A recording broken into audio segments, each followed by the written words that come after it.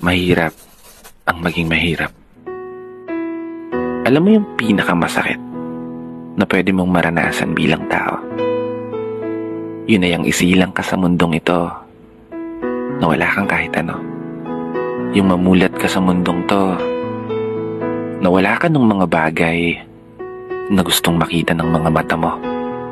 Mga bagay na taglay ng iba. Masaganang buhay na meron ng iba.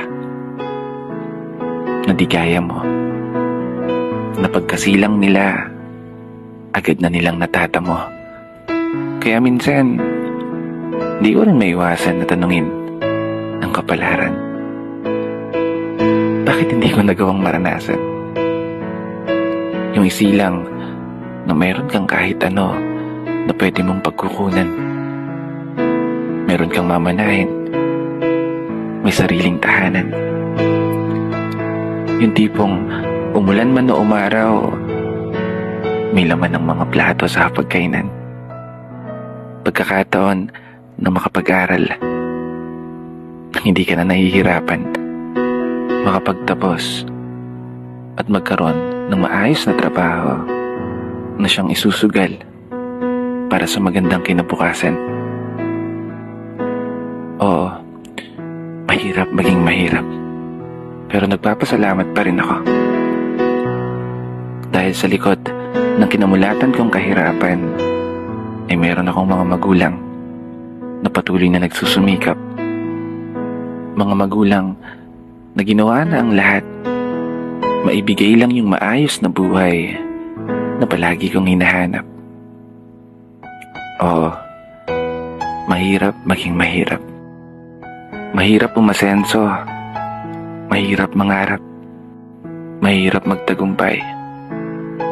Mahirap makalap. Yung mga bagay na gustong mapasa kamay sa hinaharap. Kahit pa mahirap, maging mahirap. Oo. Namulat ako sa mundong to na isa akong mahirap. Pero pinapangako ko sa sarili ko, hindi ako mamamatay ng mahirap. Hindi ako papayag na hindi ko magagawang matupad lahat ng aking mga pinapangarap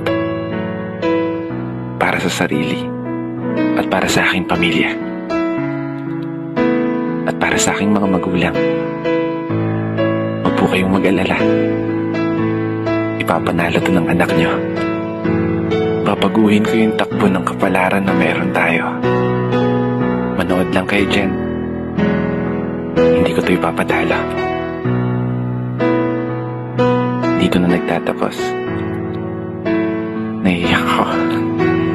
Kaya isang pagpupugay para sa lahat ng mga tao na patuloy sumasabay sa hamon ng buhay.